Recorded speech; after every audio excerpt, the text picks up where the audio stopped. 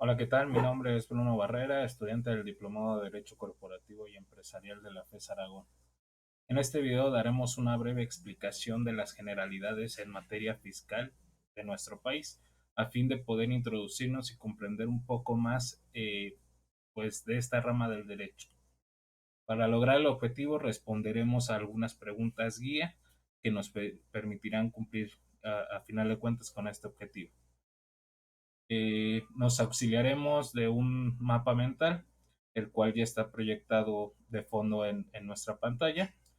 Y pues atendiendo a las preguntas guía, acomodamos en el mapa mental esas preguntas guías para dar respuesta a las mismas.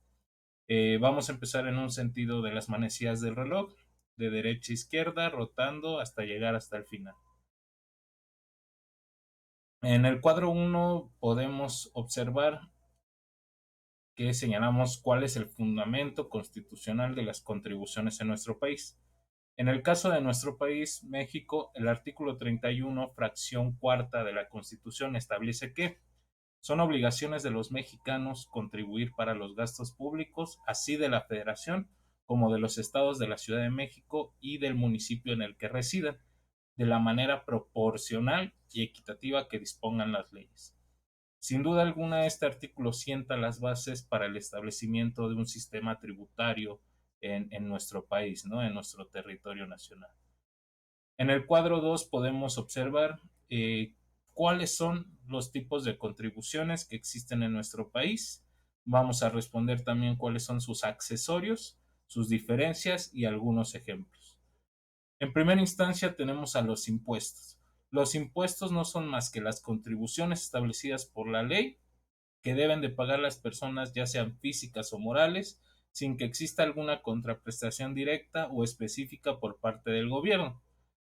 Algunos ejemplos de estos impuestos pues podrían ser el impuesto sobre la renta, que lo conocemos mejor como el ISR, el impuesto al valor agregado, que lo conocemos coloquialmente como el IVA, y el impuesto sobre la propiedad.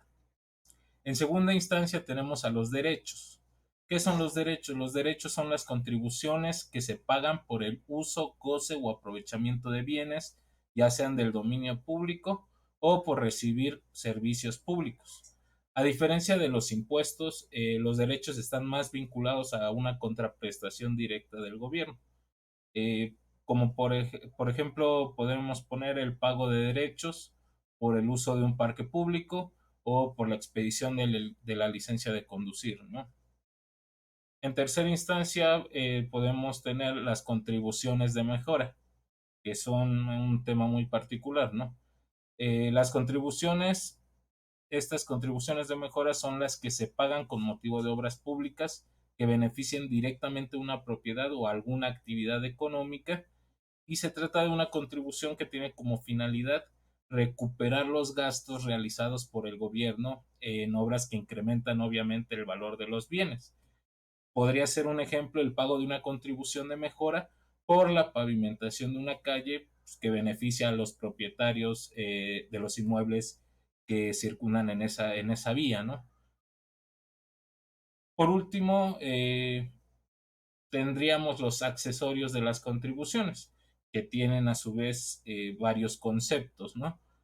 Los accesorios de las contribuciones son los conceptos adicionales que se generan como consecuencia del incumplimiento de las obligaciones fiscales. Los principales accesorios son pues los recargos y las multas, ¿no? Entonces, bien, vamos a dar la definición o qué entendemos por recargos y multas, ¿no?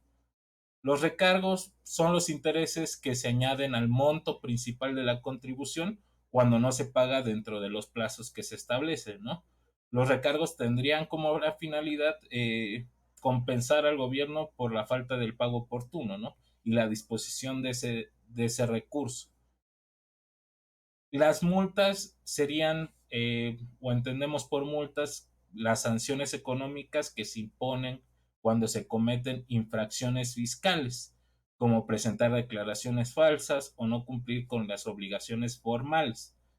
Las multas tienen un carácter punitivo y buscan sí, desincentivar el cumplimiento o el incumplimiento de las normas fiscales, ¿no?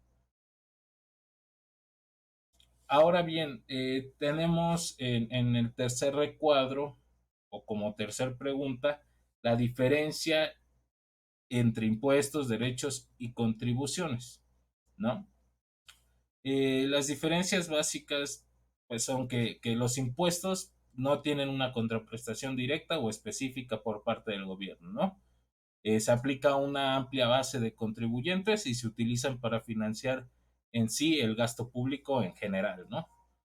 Por su parte, los derechos se pagan por el uso, goce o aprovechamiento de bienes de dominio público o por servicios públicos en específico.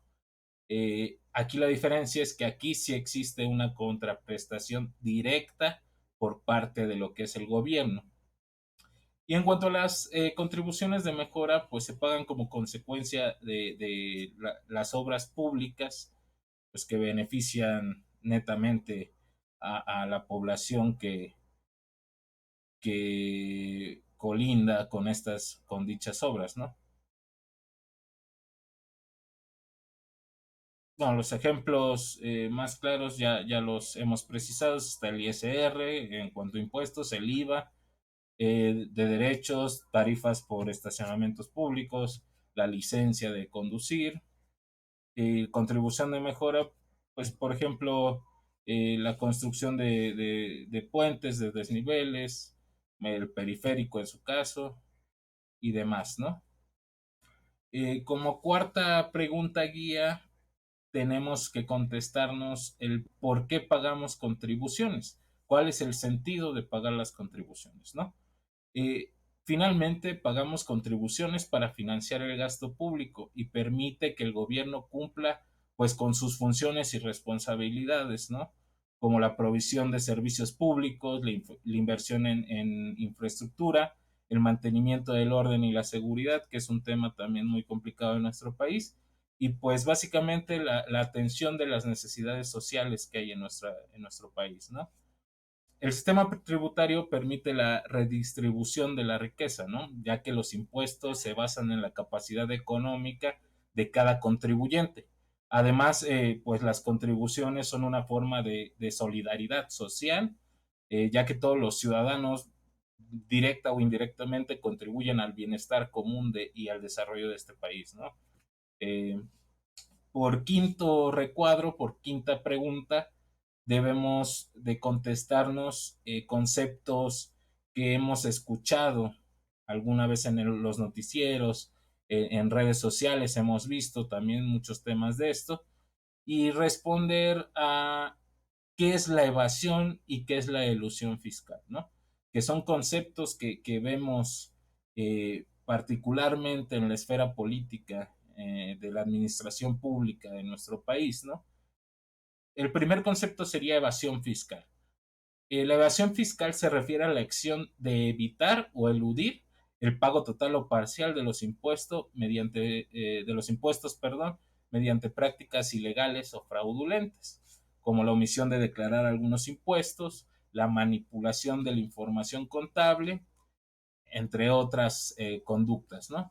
La evasión fiscal constituye un delito y es perseguida principalmente por las autoridades fiscales en nuestro país, ¿no?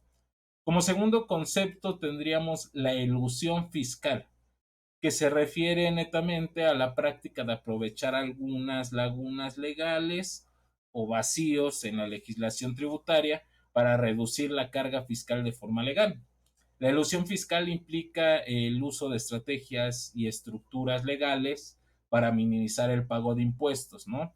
Aprovechando los beneficios e incentivos fiscales permitidos por la ley, ¿no? Esto quiere decir que manipular o utilizar la ley a nuestra conveniencia a fin de no hacer las contribuciones que por ley nos corresponde realizar, ¿no? Ahora bien, para cerrar esta cápsula, este video, tendríamos que, pues, opinar o analizar lo que es la figura de abuso de derechos, ¿no? En relación con la materia fiscal. Particularmente la figura de abuso de derechos aplicada al derecho fiscal claramente, es un concepto jurídico que busca evitar el uso indebido de beneficios o exenciones fiscales previstos por la ley, con el fin de obtener ventajas fiscales pues de manera injustificada, ¿no? Esta figura es relevante para prevenir situaciones en las que los contribuyentes se aprovechen de normas fiscales de manera contraria a su finalidad, ¿no? En mi opinión, la figura de abuso de derechos en materia fiscal es necesaria y justificada, ¿no? Es una necesidad que nos reclama la dinámica social, la dinámica fiscal en nuestro país, ¿no? Ya que el objetivo principal del sistema tributario es garantizar la recaudación de recursos necesarios para el funcionamiento del Estado, ¿no? Y así proveer una equidad fiscal. Si los contribuyentes pudieran abusar de los beneficios que se pueden obtener en el ámbito fiscal para obtener ventajas injustas e inequitativas, pues se comprometería la eficiencia y pues la misma equidad de este sistema, ¿no? Eh, Sin embargo, también pues es importante que los criterios que los criterios sean claros, ¿no? Para determinar el abuso de derechos hay que ser muy claro y preciso, de modo que se puedan llegar a evitar las interpretaciones subjetivas o arbitrarias por parte de las autoridades fiscales, ¿no? Esto regresamos a lo mismo de manipular la ley a beneficio tanto de una parte como de otra, ¿no? Tanto del gobierno como de los contribuyentes. Debe existir un equilibrio entre la protección del interés fiscal y el respeto a los derechos de los contribuyentes, ¿no? Asegurando, pues, de esta manera un marco jurídico estable y predecible, ¿no? Garantizar el acceso a la justicia y el acceso a la equidad fiscal, tanto para contribuyentes como para el Estado, ¿no? Por mi parte es todo. Espero que esta cápsula les sirva de algo a mis compañeros. A mí me ha servido bastante. Hemos precisado muchos conceptos que nos introducen de lleno a la materia fiscal y que nos van a servir para las siguientes clases del módulo de la normatividad fiscal para la empresa, ¿no? Ya que nuestro objetivo final es poder aplicar nuestros conocimientos en materia fiscal a las empresas, ¿no? Al derecho corporativo y empresarial. Por mi parte es todo, les agradezco mucho, que tengan buena noche, buen día o buena tarde. Es cuanto.